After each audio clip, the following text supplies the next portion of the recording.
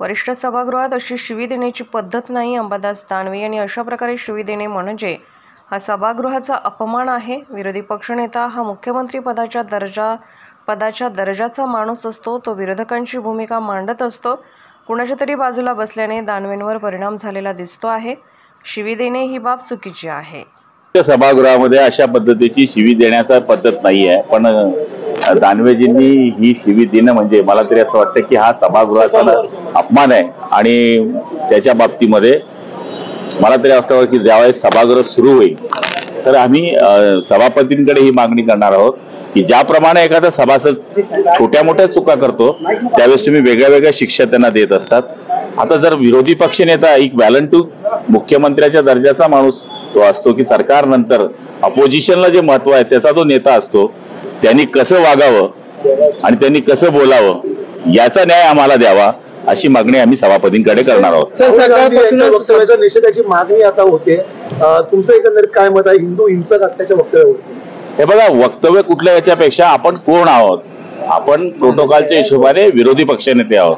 आपल्याकडे लोक न्याय भूमिकेतून बघण्याचा प्रयत्न करत असतात. सरकारकडनं न्याय मिळाला नाही तर हा आमचा बोलणारा आवाज आहे म्हणून बोलत असतात.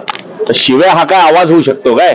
मला तरी असं वाटतं की ही लाखोली त्यांनी जी वाहिलेली आहे त्याला आम्ही येणाऱ्या उद्याच्या सत्रामध्ये ती लाखोली त्यांना कशी परत करता येईल याचा प्रयत्न करू.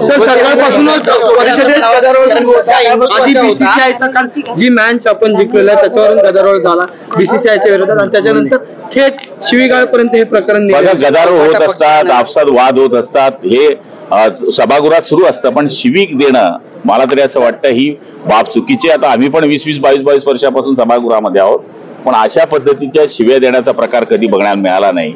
आणि दानवे मला तरी असं वाटतं कोणाच्या तरी बाजूला बसल्यामुळे बिघडले की काय असं मला वाटतं.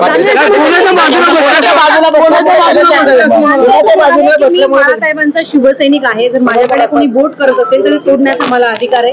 हो, बाळासाहेबांचे सगळे शिवसैनिक आहे. बोट तोडणं म्हणजे काय? ती एक प्रकारची धमकीच झाली ना.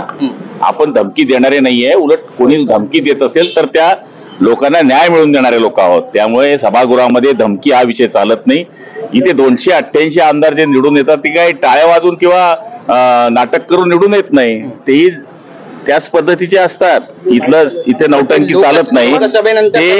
ते सभागृहात जे आले आहेत ते लोकांमधून आले नसल्यामुळे त्यांना हे असं वाटतं मागच्या दरवाजाने आले.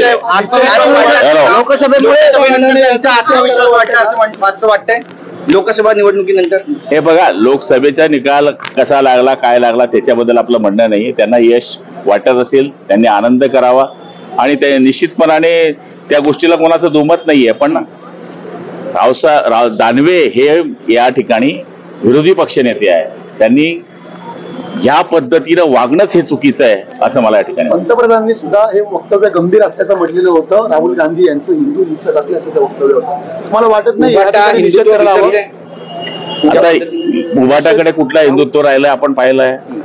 फिलिस्तिनीच्या बाबतीमध्ये संजय राऊत काय बोलले, आता मला बोलण्याची गरज आहे का? जाऊ द्या.